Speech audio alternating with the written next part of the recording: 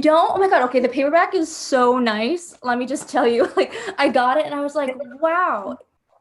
It's like the floppiest that it could be. I love it. Have you seen the hardcover? Because it has a cool, wait. So the fun thing about the hardcover, so this is the hardcover, but the fun thing is underneath the jacket, there's a girl in it, which is so cool. Beautiful. Oh my God. I love when books surprise you like that. Yeah, so this was, the ARC cover had this girl on it, and then the final cover was this sort of smudgy lipstick look. So, but we kept the girl, which I thought was so cool. I love those little details. It's beautiful. But I love the way the paperback looks. I can't wait till I have my copy. Yes, we love floppy paperbacks. Me too. Love a good paperback. And again, we will be starting soon. Thank you guys for coming in and settling in with us.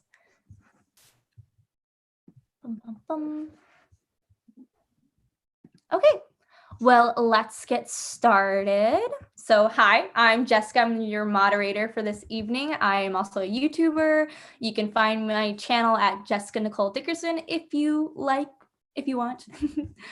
But hello, and thank you for joining. So this is our January Teen Book Club brought to you by Sourcebooks and Baker and Taylor. I'm thrilled to be here with Alyssa Sheinmel, the best-selling author of What Kind of Girl? And before we begin this discussion, I do want to just let you guys know of a few things. At the end of today's event, we will be picking 3 lucky winners to get a YA prize pack, just as a thank you for registering and attending. So that'll be really exciting. And we also encourage you guys to submit your questions for Alyssa through the Google link that's provided in the chat. We will be doing questions through that today instead of directly through Zoom, just as a event security. Thank you for understanding. And so take that time to put all your questions and comments in that Google form. And again, it's in the chat at any point in time. Just make sure to type in your questions and comments so that way they can get to Alyssa throughout the live show. Sound good? And then also a brief content warning. This book does contain depictions of abuse, eating disorders, and self-harm. So just be aware our conversation today, we will be talking about those subjects just so you guys are completely aware. But yeah, let's get started. Hi. So Alyssa Sheinmel is a New York bestselling, I don't even know if I'm pointing the right way. I'm probably not. Wow. Yeah. We'll see. Oh my gosh. But she is a New York best-selling author of several young adult novels, including What Kind of Girl?, A Danger to Herself and Others, and Faceless.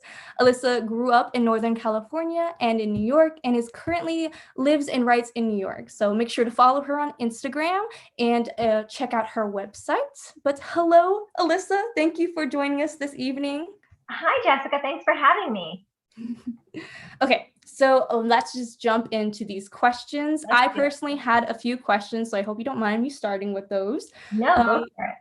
Great. Okay, so my first question to you is, why write this book now? Is it inspired by something recent, or is this a story you've always wanted to tell? The idea for this story kind of came out of a couple of places. So this in the January, February of 2017, I was hanging out with a couple of girlfriends of mine, and I was talking about Teen Vogue and how much I love Teen Vogue, and that I loved how Teen Vogue covered politics and fashion and lifestyle and everything in between, and always just assumed that its readers were equally interested in all of these topics, or maybe only interested in some, but it never said, oh, we're a fashion magazine, so people won't be interested in politics, they won't be interested in lifestyle. And I had seen that what somebody had tweeted, I don't remember who, in response to a Teen Vogue article, girls contain multitudes. And I just kept talking about that, and that kept stuck in my head. And my girlfriend, I was saying that to her, and she said, oh, that's the name of your next book. Your next book should be called Girls Contain Multitudes. So obviously the book didn't end up being called that, but the next day I sat down at my computer and just started thinking about what is a story that feels like a way to talk about the way girls contain multitudes. And the other inspiration was actually Michelle Obama, because I love how she is, I'm not saying anything that everybody doesn't already know about the wonderful, brilliant Michelle Obama, but I love how she is a phenomenally brilliant intellectual woman who embraces fashion wholeheartedly and never, doesn't feel like she has to pretend not to care about fashion in order for people to take her seriously intellectually. She is both. And I really wanted to write about characters who, I hope all of my characters are multifaceted in that way, but I wanted to underline it, which is what I was trying to do with this book, that like all of us have so many different sides to our personality that might seem at odds with one another. And I wanted to talk about that somebody can be simultaneously anxious about some things and really laid back about others. And the people around them only know certain aspects of their personality. And, very few people know all of those aspects of our personality. So that was kind of where the idea started, was that I wanted to write about that. Oh my God, that's so empowering. I love that. And I love the little pat on the back to Michelle Obama. She deserves all of it, all of the praise. But that is so amazing. Okay, another question that I had is that this book feels like you're really in someone's mind. You see all their thoughts very raw and vulnerable. And I was wondering why you chose this narrative voice.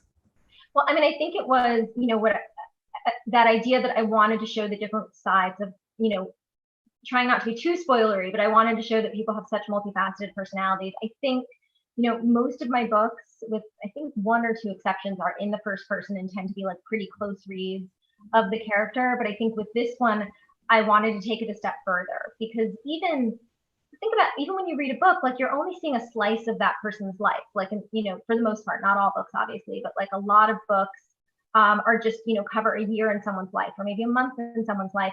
And there's so many more bits and pieces of their lives that like we leave that character behind at the end of the story. And so even with these really close narratives that I've done before, I don't know if I really ever dug into the different sides of the character in the way that I got to with this book.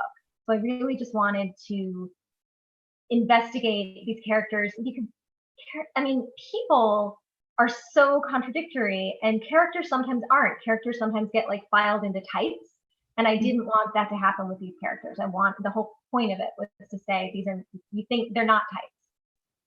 Yeah, definitely. And I could see that, and it's not spoilery to talk about this. It's definitely something you pick up as you read. But I loved how they kept questioning whether or not they were feminist enough, which I think is such a current topic. And they were always debating, like, am I a feminist if I like care about what I wear and like care about my appearance? And I really enjoyed that.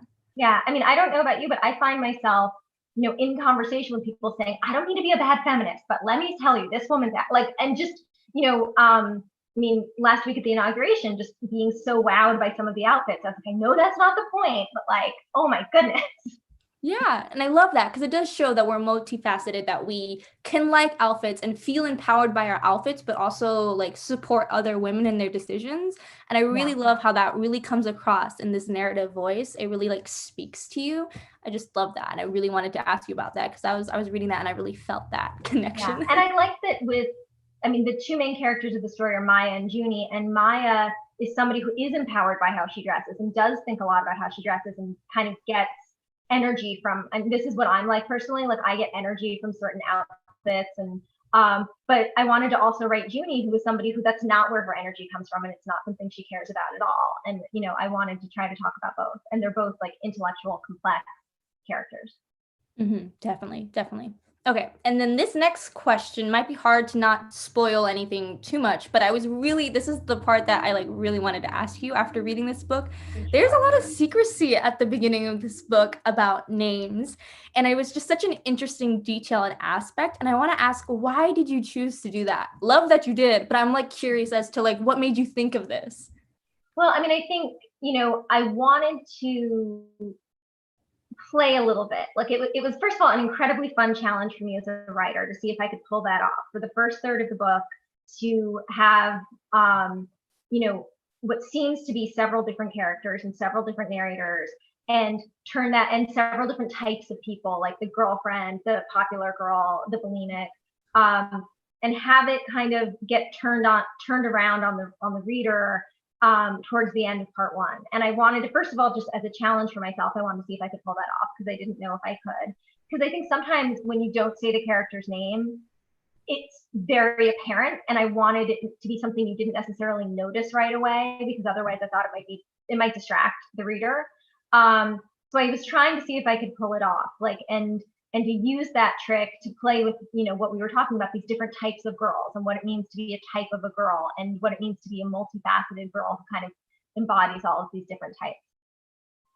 Definitely. I didn't notice till about page 20 that I'm like, oh, I don't know anybody's name. And I thought I was flipping back and forth, like I missed it somewhere. They must have dropped it once. So it was just really fun. And that's why I wanted to ask you about it, because I think you really successfully did that.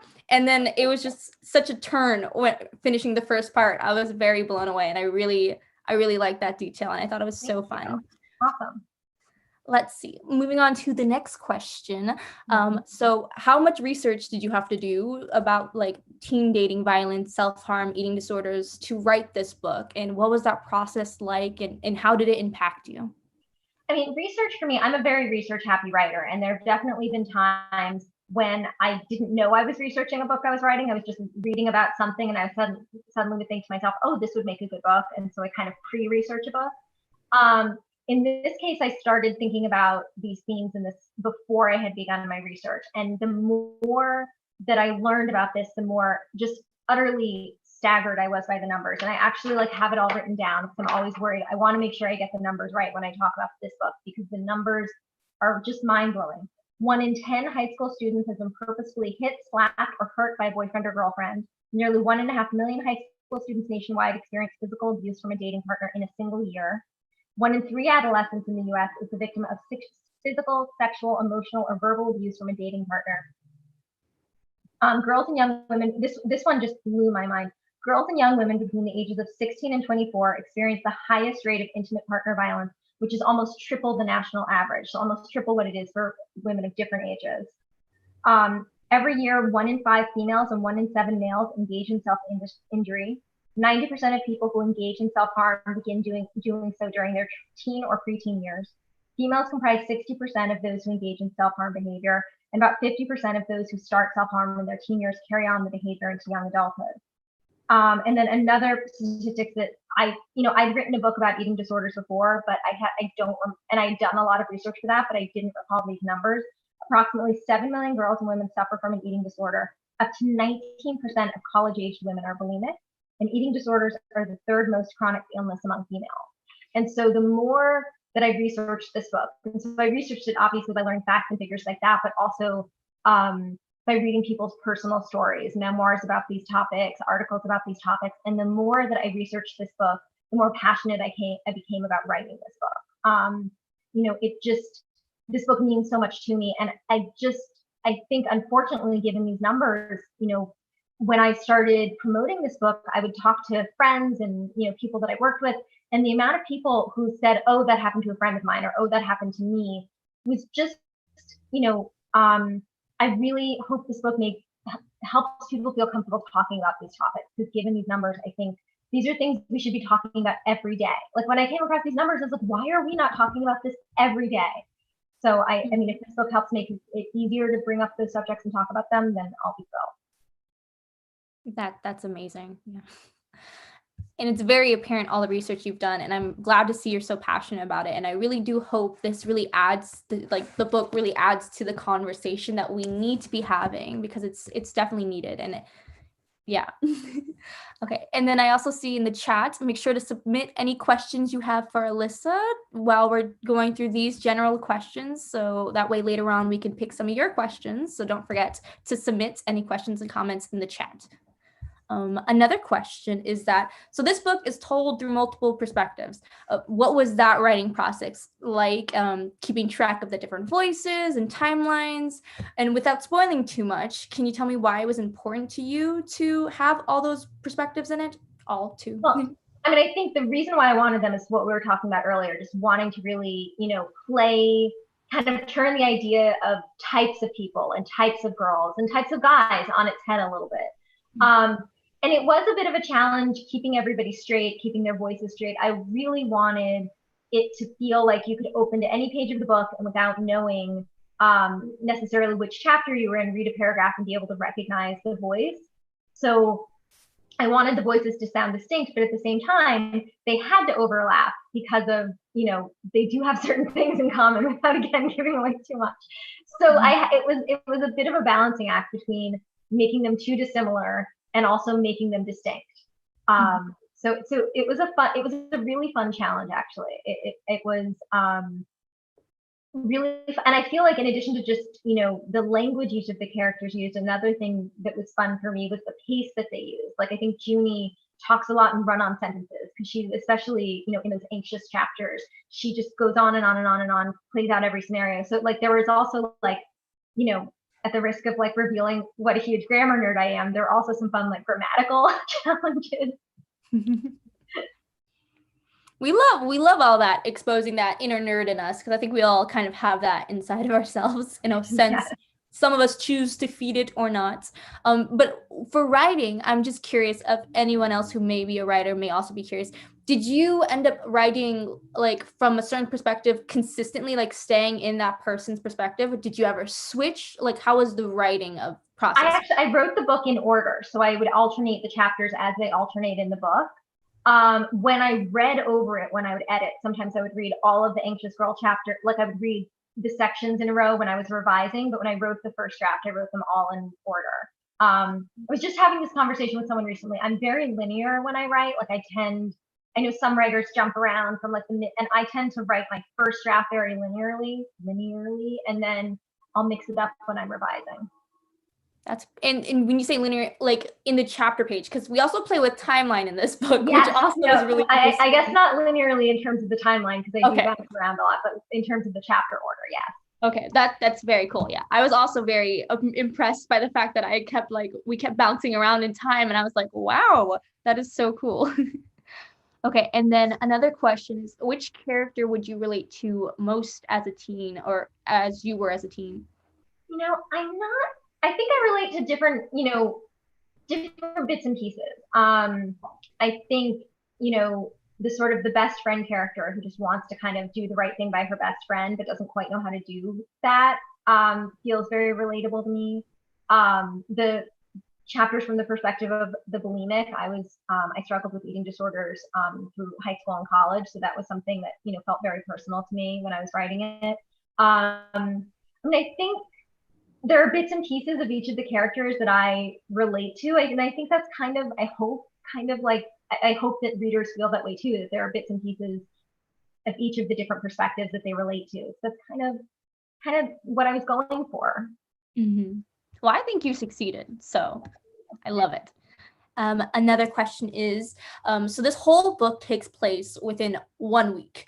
Why did you decide to contain the entire story in 1 week and not do a longer timeline? Because it's technically, we talk about December, and even though it's 1 week in April, we bounce back and forth in between time, but everything happens in this 1 week. Yeah. So why'd you do that? What's happening? I think I really loved the idea of seeing how much can change for a particular group of characters within a very small window of time. Like, I liked the idea that, 1 week or even just one day, Maya going into the principal's office and saying that her boyfriend has been hitting her can change so many things in an instant. So I really liked, playing with the idea of how much can change in such a small window. And I think the other thing is I was thinking about this book as a slice of life, a slice of life in the life of an American girl. And so, or in a couple of American girls, as it turned out. And so the idea that we're just seeing a piece of their lives, like just airlifting a week out of their lives, and it happens to be a deeply tumultuous week, but just how many things can happen in the span of, 7 or 8 days. I just really wanted to play with that. And it just, also, as I was drafting the story, that was just organically what felt right. Was, for it to, that was one of those decisions that I didn't necessarily make consciously, and then afterwards I was like, oh, that was what I wanted. Like, I wanted it to be, look how much life can change in such a short window. I see this book challenged you a lot. I feel like, in a sense. And then, so tell us more about North Bay Academy. Is it based on a real school, or was the California setting significant? Well, I tend to place a lot of my books, not all of them, but a lot of them in California, because that's where I'm from originally. And it is just, I think, more than anywhere else I've lived in my life, like the place that has kind of the biggest hold on my imagination. So often when I'm thinking of story ideas, they just happen to take place there, because I love it there, and it's just such a beautiful backdrop for a story. And North Bay Academy wasn't based on any specific schools. In fact, like when I was picking the name, I like was Googling to make sure there wasn't a real North Bay Academy. But it's not based on any place in particular. It just, I knew I wanted to be in Marin County, north of San Francisco, just because I personally love that setting. My book Faithless also takes place in Marin County, and I like writing that. Oh, awesome. Okay, and then can you tell us sorry, wrong question. What was the most challenging part of writing this book, and what was the most rewarding part? I know you've talked a lot about challenges. Can you pick like a top challenge or a different challenge by any chance? I think probably the most challenging part was, once I made the decision that there were going to be so many different voices, making sure that each of the voices sounded distinct. But that was also, I think, for me, the most rewarding part, because it was, like I said, I wanted to see if I could do it. When I first had the idea for it, I was vacillating between whether this is going to be spoilery, but like whether I was going to have the different voices actually be different characters, or whether each of the different voices was going to be an aspect of the same character. And I wasn't sure what the best way was to tell the story I wanted to tell. So I thought about it for a while before I made up my mind. And I wanted to see if I could pull it off, to have these different voices kind of reflecting different parts of two different girls' personalities. Cool. That's really interesting. I like how it's the most rewarding too, because it's like you were able to do it and commit to it. So that's really awesome. And then can you talk about what you're working on next? Because I saw that in my paperback, at least, I get a little preview to the next work. The next book, I actually have a copy of it, is The Castle School for Troubled Girls. It comes out March 2nd. And it's actually a book that I started working on or thinking about years ago. Like, I think I started making notes on it in like 2012, and I never quite knew how to tell the story the way I wanted to tell it. It's loosely inspired by the 12 Dancing Princesses fairy tale, which is a story I just always loved. And it's one of my favorites. To turn into a book. It's such a good story. And the idea that there are these 12 girls in the fairy tale who are kept under lock and key in a castle, but still find a way to express themselves, to enjoy themselves, and find a way out, even if it's a temporary escape, and can't be controlled and can't be contained despite, their father's best efforts. I just was like, oh, that is a YA novel. It definitely is. I've been thinking about it for a long time, and it wasn't until recently that I knew how I wanted to tell the story. And so it comes out March 2nd, and I'm very excited for it to come out. It sounds very exciting. Oh my God. And then we also have some librarian questions to cover that were submitted beforehand. But again, as a reminder for everyone watching, if you have comments or questions to ask Alyssa, make sure to put them in the little form in the chat so we can get to those later. But for the librarian questions, so what kind of girl has been out for almost a year now? What are some of the responses you've gotten from the readers, especially teen readers? Well, I really haven't had the opportunity to talk to teens about this book yet, because it came out just before, we all went into COVID lockdown. I never really got to do the in-person events that I normally do with teens. So all I've had is just a little bit of interaction on social media. So today I'm actually so excited that we're going to have a chance to get questions from teens, because I haven't really gotten to talk about this book the way I normally would. So hopefully I'll have a different answer by the end of the night for that one. Yes, hopefully you will have way more comments. Let's see. And then what do you think, do you think what kind of girl is important for boys to read as much as girls? Oh my God, yes. Like on so many different levels, yes. Like one, I think boys should read books by and about women, period, end of sentence. Like that means so much to me just in general. I think it's just as important for boys to read books by and about women as anything. That women's stories have value, and that women's stories are interesting, and that they won't be bored by them. And I also think, as we were talking about earlier, given how commonplace these issues are, not just for girls, but for boys too, being victims of teen dating violence and self-harm and eating disorders, and I don't feel like there are a lot of books, and I could be wrong, but when I was researching, I just didn't find a lot of books for teens that talked about teen dating violence. So, if this is a book that helps open those lines of communication for boys and for girls, then I'm all for it. And I I hope that boys will read it. I hope they won't be put off by the fact that girl is in the title and that they'll consider picking it up. Yeah, I hope so too. I think it's a very important story for any person to pick up and read, especially as a young teen, I feel like. And then would you mind telling us, what are you currently reading? And do you have any like favorites or recommendations that you have for us as our book club readers? I recently finished Ordinary Hazards by Nikki Grimes, which is sort of a memoir in verse that was just remarkable, and I recommend. Another book I read recently and loved was Magic Lessons by Alice Hoffman. And then there's a book, I actually read this book a while ago, but I've been thinking about it a lot lately. It's called The Dreamers by Karen Thompson Walker. And I read it well over a year ago, maybe even 2 years ago, but it's one I've been wanting to reread. It's about, I just think it would be interesting to read now because it's about a town that gets hit by a mysterious virus and kind of the town gets quarantined. But it's a virus that makes people sleep. They fall asleep and they can't wake up. And so it's obviously very different from what we're living through now. But since, there's so many books, I think, over the years that center around the idea of these mysterious viruses and outbreaks. And I just haven't read one since we've all been living through this reality. And I wonder what the experience of reading one like that would be now. And I also just absolutely loved that book. It was one of my favorite books that I've read recently. Mm-hmm. Could you say the title one more time, just in case anyone missed it? Yeah, it was called The Dreamers by Karen Thompson Walker. It's technically, I think, an adult book, but it does have characters who are younger and characters who are older. And I really loved it. Awesome. Okay, so let's start diving into some of the questions from you guys who are watching.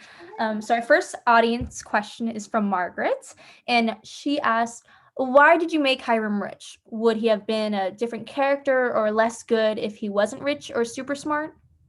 Oh, that's such an interesting question. I mean, I think I don't think I was thinking like I'm going to make him rich. I just wanted to make him have an unexpected, something that neither Maya nor Junie had expected from him. So it wasn't really necessary for me that he be wealthy, but Maya and Junie had, both of them, even though Maya's character knew him relatively well, had parked him in sort of a narrow place in their brains with what his personality was like, what his life was like. And it was kind of flipping on its head the idea that these girls have these multifaceted lives and personalities that we as the reader have been looking at, but they put Hiram in a box. And so forcing them to be like, oh, this isn't what his life doesn't look like what I thought it looked like. And that, his background is different from what they had assumed. And I just wanted him to be surprising to them so that it forced them to realize that they had made assumptions about him in the same way they felt that other people had made assumptions about them. Mm-hmm, mm-hmm. Okay, and then we have another audience question. So what is the best piece of writing advice that you've gotten? That I've gotten? This is actually goes back to a college professor of mine. I mean, my number one piece of writing advice that I give is to read everything you can possibly get your hands on, read genres that you are similar to the one you want to write, read genres that are different from the ones you want to write. But one of my professors in college said to me, read people who are doing what you want to do, but do it better. So at the time, I was writing a lot of personal essays, and he recommended that I read Joan Didion, who, if you don't know Joan Didion, nobody is better in the world than Joan Didion at writing essays. So that was actually my first experience reading Joan Didion, was because he had recommended this to me, and she's just one of the greats. She has a book out today, actually. But I loved that piece of advice. Read, because there's no ego in it. Read people who do what you want to do, but do it better than you ever could. And there's no ego. Like, you go into it accepting, I'm reading the best of the best. I will never be able to do it maybe at this level, but what I'm trying to do might be at a different level. Maybe the levels aren't, one higher than the other. Maybe they're, kind of at the same level, but different points. So I loved that advice because it smacks down your ego before you even start. And that's good. I know writing is such a difficult task. That's why I'm not a writer. And like, my mom though is, so it's very interesting to always hear that, because it's the argument of, oh, but I don't like what I'm writing. It's like, hey, as a beginner writer, you're not always going to like what you do. So I love that advice. That's really good advice. As an experienced writer, I don't always like what I do. And then sometimes you love it and sometimes you hate it. And it's been my experience that whether I like it or dislike it is not a reflection of the writing. It's a reflection of my mood. Oh, wow. That's okay. I love that. Okay, and then another question we have is, who is your favorite character you've ever created? So across all books, maybe even stuff we haven't like seen from you yet. That's a really hard question. I mean, one of my favorites is Hannah, the main character from A Danger to Herself and Others, because she's not a traditionally likable character, and I have a lot of thoughts about unlikable female protagonists. And I like that Hannah doesn't really care if the reader likes her. She's not trying to get the reader on her side from the very first page. She thinks she's the smartest. She thinks she knows better than everybody else, including the reader. And I love that she is not concerned in winning anybody over. And I personally love her, so I find her a deeply likable character, but I can understand why she might be kind of prickly. I love Maisie, the main character of Faceless. I think Maisie, when I wrote her, at the time that I wrote that character, I think she was the most unlike me of any character I'd written to that point. Maisie was very athletic. I mean, on the most surface level, the opening of the book, she's running and makes fun of people who do yoga instead of running. I've been practicing yoga for 15 years. It's my favorite thing in the world. And she has different interests than I do. And she also had a very different sense of humor than I do. Had a very dry, sort of acerbic sense of humor. And it was just so satisfying to write someone who's so different and who dealt with, so Maisie's character is in an accident that ends up she's burned so badly that she qualifies for a very rare but real procedure called the face transplant, which is exactly what it sounds like. And seeing this character with this dry, acerbic wit and this can-do attitude, because she, being faced with something a challenge that, most of us will never, face a challenge of that magnitude, and how she handles it and how it does change her personality and also how it doesn't change her personality was really fun to write. So she's always had a special place in my heart. Maya and I mean, it's so hard. It's like asking me to pick my favorite kid, because Maya and Junie from What Kind of Girl just mean so much to me. Like, I don't know. I can't pick a favorite. Can't do it. Won't do it. That's okay. Well, thank you for all of that. That was really cool. And it's definitely very hard to pick your favorite childhood. So that makes sense. So we have another question kind of about writing in a sense. So do you write full time, and how much time do you spend writing a day? Maybe we'll start with that and then we'll go into, because there's like a two-part of that question. I do write full time. It's my full-time job. And how much time I spend writing a day varies. I tend to, when I'm writing a first draft, I have a goal of writing a certain amount of words a day or a certain amount of chapters per day. And there are some days when it comes out like that and it takes me, I'm done by lunch. And there are some days when it takes me longer.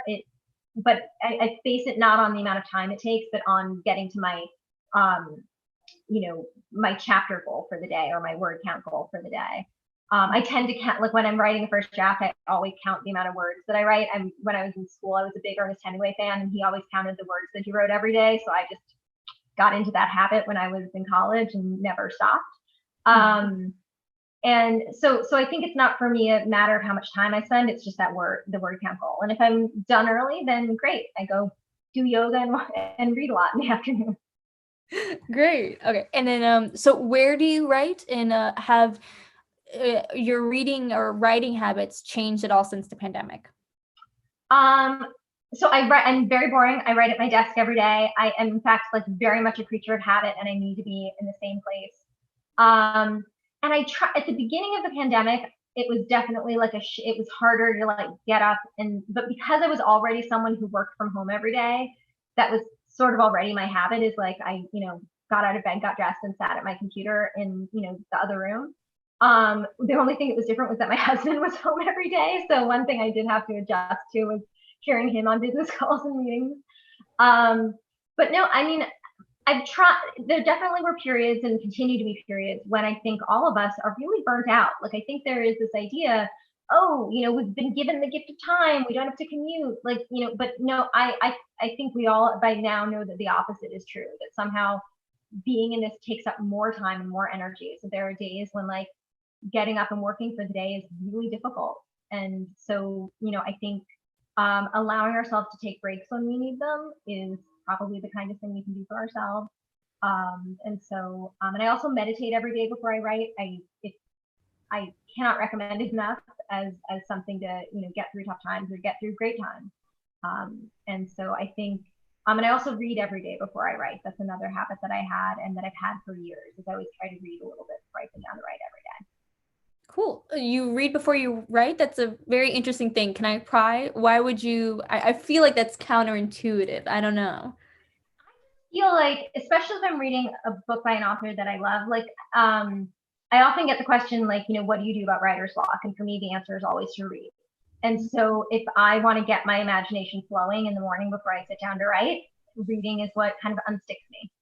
Interesting. I love that. That's so cool. And reading whatever it is, whether I'm reading fiction or nonfiction or essays or, YA books or adult books, it doesn't matter. It just kind of gets me in the mood to start writing. Great. And then we have another question. So if you could change a high school curriculum to include any single book, what would you add? Oh my goodness. That's a very creative really question. hard question. There's so many things. Okay, right now, just because I read this book so recently, but like if I had more time and like time to like go through my bookshelves and like go through, the world's libraries, I might have a different answer. But just like off the top of my head, I recently read a book called Cassandra Speaks by Elizabeth Lesser. And it's a nonfiction book about how so many of the narratives that we're all familiar with have been shaped by male voices, from narratives, religious traditions, the Adam and Eve story, through just expressions that we use today that we don't realize are actually based in the language of war or the language of sports. And it was so interesting. I felt like I learned so much. I actually now, am buying this book for everyone. I'm recommending it to everyone. I'm buying it for every man I know, because I just think there are so many, expressions that we use and stories that we tell that we don't realize how much they are through the male gaze. And so right now, just off the top of my head, I would recommend Cassandra Speaks by Elizabeth Lesser. And I recommend it anyway. It was one of my favorite books that I read last year. Okay, and that's such a good question. It is a really good question. I love that. And do you have a support group for fellow writers? Like one that you're part of? Not a support group. I have a writing group. We haven't been able to meet, obviously, during the pandemic. We've tried to have some conference calls and Zoom chats. And we, but under normal circumstances, we meet once or twice a month and get together and talk. Sometimes we exchange pages. Sometimes we just talk about what's going on in our careers. And it is a lovely supportive thing that if you're an aspiring writer, find your people. And then I also have a wonderful group of friends who are also writers, and we just get together to hang out and have dinner, once every couple months or once a month, depending on what's going on with everyone's schedules. And it's the same thing. Sometimes we talk shop, and sometimes we are just, actually it was with those friends that I had the conversation that inspired What Kind of Girl, when we were talking about Teen Vogue and politics and fashion and all of that. So I think, having a group of people who support you and support you through your career is incredibly important. Definitely. Okay, and then we have another question. What authors have had an influence on your writing? I know this sounds super cheesy, but I genuinely believe that every single book I've ever read has influenced my writing in some way, because everything I've read, whether I liked it or not, whether it was fiction or nonfiction, whether it was a textbook or an article, every single thing I've read has told me something about how to tell a story. And sometimes it tells me how not to tell a story, and sometimes it tells me how to tell a story. I mean, my favorite textbook in college was a psychology textbook, and the writer of it used humor in these very dry topics. And I remember that has stayed with me. I mean, I read that book, my freshman year of college, and that has stayed with me for all these years, because here he was talking about these phenomenally dry, about neurotransmitters, and, it's incredibly interesting, but it's not necessarily funny. And he would find a way to inject humor into a textbook. And I think every article that I've read, every essay that I've read, not just every novel I've read, teaches me about how to tell a story. So I know it sounds super cheesy, but I really mean it when I say that. I think everything I read teaches me how to tell a story. And I think that's part of why I always read before I start writing. Even if I'm reading something that couldn't be farther from what I'm, working on, because everything that you read is telling you something about how to tell a story. Mm-hmm. Definitely. That's really cool. I don't think that's a cheesy answer, by the way. I think that's a very good answer. I love that. Thank you. And then we have another question. How do you write and create such complex characters? You mentioned earlier that you really like to have multifaceted characters. So I think we want to deep dive into that. I mean, I think there's no hard and fast rule for like how it happens. I think for me, getting to know their voice is incredibly helpful. For example, with A Danger to Herself and Others, that book before I even knew what the plot was, I knew Hannah's voice, and I wrote the first couple of chapters not really having decided. I hadn't decided what the plot would be. I just wanted to write in that character's voice. In the case of What Kind of Girl, I was thinking about wanting to create these distinct voices. So I was, it was a different sort of starting from the voice. So it's like, okay, I want to create these different voices and see how I can do that. And I think the deeper I go into the voice, the more complex the character seems to get. Mm-hmm. Okay, and then if you weren't a writer, what profession would you have gotten into? Well, before I wrote full time, I worked in the marketing department at Random House Children's Books, and I loved my job. So I think if I wasn't a writer, I would hopefully be marketing other people's books. I would hope that, like, even if I weren't writing, one thing I know for sure is my career would have to do with books. Mm-hmm. And then how long also have you been writing full time? I'm just curious. Full time. Like my first few books were published while I was still working at Random House. But I left Random House in, I think, 2012. I think summer 2012. So for a long time now, I've been writing full time. Amazing. I love that. Okay. And then what has the publishing process been like for you? I mean, I had a very sort of traditional trajectory. I think because I had a background in publishing, because I'd worked at a publishing house, I went about it in the most traditional way possible. I queried agents. I found a wonderful agent. She sent my book out to editors. I revised my books over. I'm very revising. I love revising. I think revision is, the key, the most important part of writing. So I love when my editors give me really heavy notes and there's a lot of revising to be done, because I feel like with every revision the book gets better. So I mean, and because, again, like I said, I had a background in publishing, so I love the industry. I love publishing both as a writer and as somebody who works in the industry. Mm-hmm.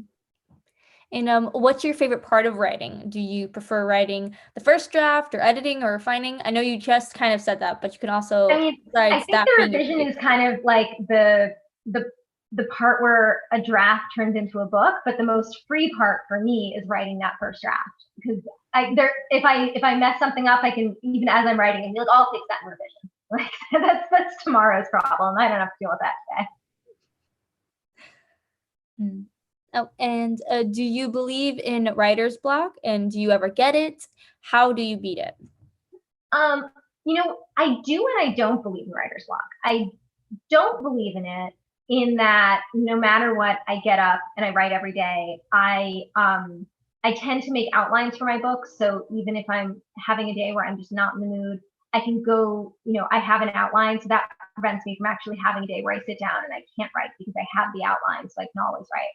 But I also do think writer's block exists. I think there are days when I sit there and I write, but I know everything I'm writing is not as good as I want it to be. I know I'm just going to end up rewriting it another day when I go back and revision. And so I do think writer's block is real. I think my approach, and I don't know if this is the best approach, but my approach is to write my way through writer's block. But I also think, like, after I've done that, when I've hit my word count goal for the day, like whether it's one chapter or a certain number of words, then I get up, I walk away, I read something, I watch silly TV. I actually always try to watch something really silly after I write to give my brain a little break.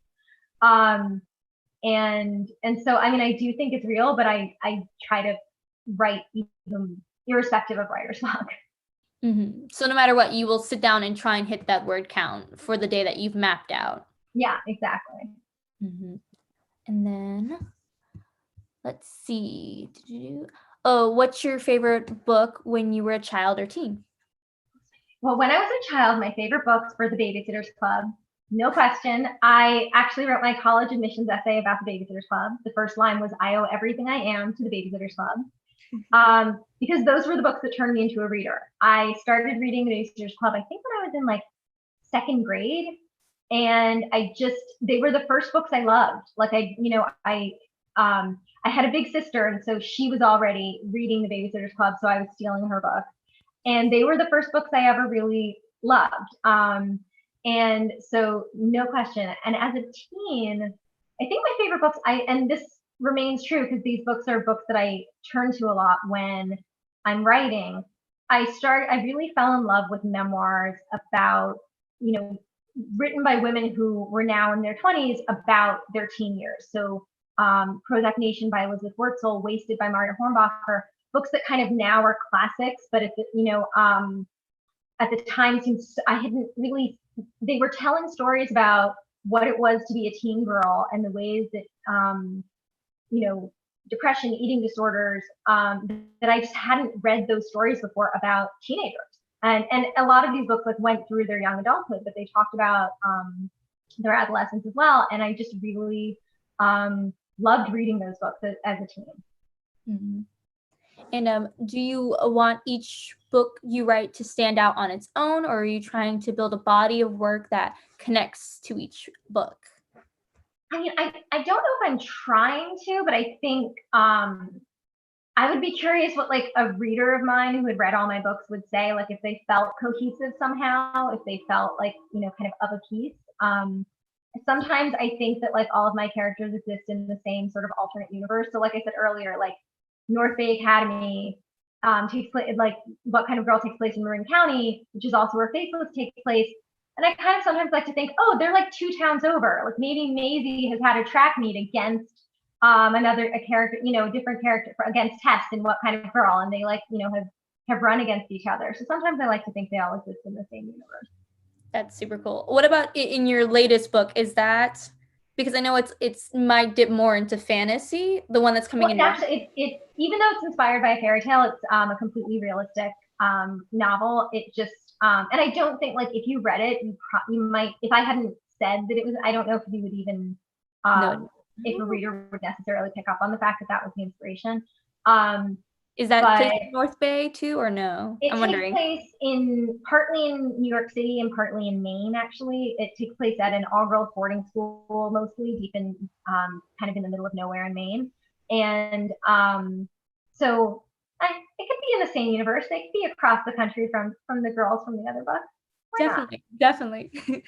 And then we have a follow-up question for the Babysitters Club.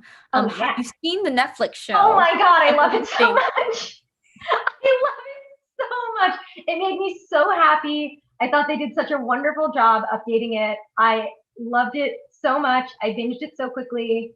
My husband watched it with me, who had never read the book as a kid, and he loved it too. We've recommended it to everyone we know. I loved it. Have you seen it? Do you love it?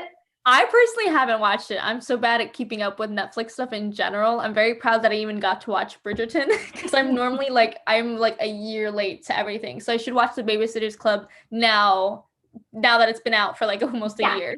Absolutely. But I'm the same way. I feel like I have to keep like a list, or else I lose track of like, there's so many platforms, there's so many shows, there's so much to keep track of. But there was no way I was losing track of the Babysitters Club, because I love it so much.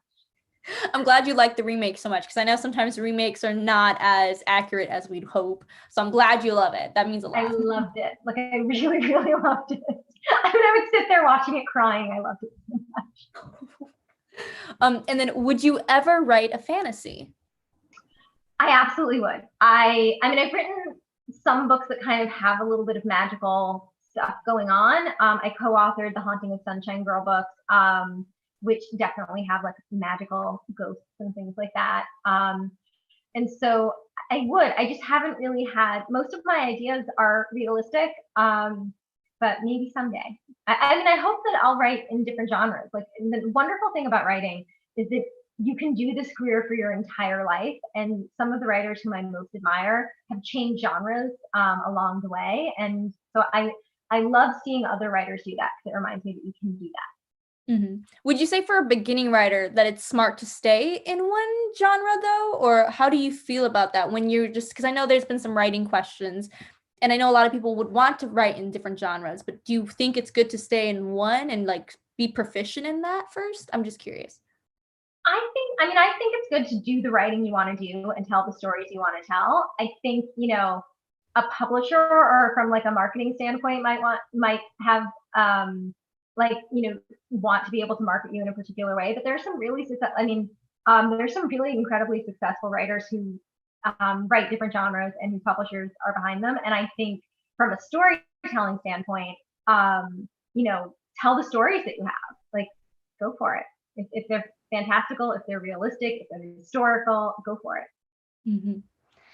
Which book are you looking forward to reading this year the most? I don't know. I don't have an answer to that. I truly don't. Like, I know there are a few books that I'm like, I can't remember off the top of my head. There are a few books coming out that I know I'm super excited for, but I can't remember right now. Now I feel terrible. I don't know. I don't know the answer to that.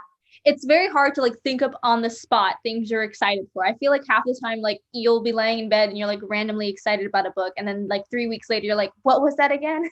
Yeah, I know. I try to keep, again, it's the same we were saying about, Netflix. Like, I try to keep a running list. It sometimes loses my mind, slips my mind. And I think, unfortunately, with everything going on right now, I don't get to like just browse in a bookstore the way that I used to, but hopefully that will change soon. Hopefully, fingers crossed. Is there a picture on the cover supposed to be lipstick color? And can you tell us more about the cover? Oh, of the hardcover of what kind of girl? Those definitely are lipstick smudges. And the paperback, can you hold it up, Jessica? Because the paperback is so different. So these are the two, the hardcover and the paperback. And the fun thing about the hardcover I was showing Jessica earlier is it has a picture on the inside underneath the jacket flap, which I just love. That actually was on the ARC cover. So this book has had lots of different covers, which is fun. Mm-hmm. Does the lipstick mean, is it like the idea that you were talking about earlier about women being multifaceted and liking both politics and being very feminine if they choose to? Is that why? Yeah, I think it certainly can. I think it also, to me, just talks about kind of being messy. Like, it's smudged lipstick. And these are characters who, not to belabor the metaphor of the lipstick, but like they're not like tracing the lines. Like, everything is outside of the ideas and the types. So it feels appropriate that there's like a mess on the front cover. I love it. Okay, and then this is going to be the last question, but what message would you like the readers to remember after they finish reading What Kind of Girl? That's such a tricky question for me because I feel like I don't get to decide that. Like, once a book is out there in the world, it's not up to me to tell the reader what I want them to take away from a book, to tell them what the book is supposed to mean. Like, that happens. That's not. I don't get any say in that. That happens with somebody else, and they can take away from it what they want. There's a writer I love, Elizabeth Gilbert, who has written about writing and has talked about going to her own book events and having readers come up to her and tell her about things in her books that she knows weren't in them, like paragraphs that she knows she didn't write, but these readers remember and thank her for and tell her how much they meant to them. And that's fine, because it's their book. Once it's out there in the world, it's not her book anymore. And I really feel that way. Like, once it's out there in the world, I don't get a say in what readers take away from it, in how they feel about it. And they get to give it life outside of me. Mm-hmm. I love that.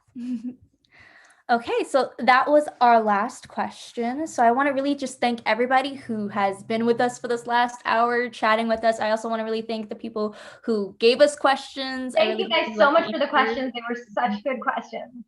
Yeah, so thank you for participating in the book club. And again, Sourcebooks has lists of winners in the chat, so you should see them now. Congratulations to those winners. And then make sure to email Lizzie. Her email will pop up in the chat. So those winners, congratulations again. And thank you for participating and being with us. And Alyssa, it has been so wonderful chatting with you. Thank you for spending time. With you. Yeah. And again, thanks everyone for joining. Make sure to join us next month, Tuesday, February 23rd, 7 p.m. Eastern Standard Time, to hear about the next book, Bedazzled by Ryan Laslana. I think that's how you say his name. I'm sorry if I said that wrong. Sourcebooks has added the links in the chat so you can sign up for next month's book club. So that way you don't miss it, but they will send follow-up emails. So don't worry, you won't miss it. And I hope you guys enjoy the rest of your evening. And thank you again, Alyssa, for being a part of this and sharing Thank your you so thoughts. much,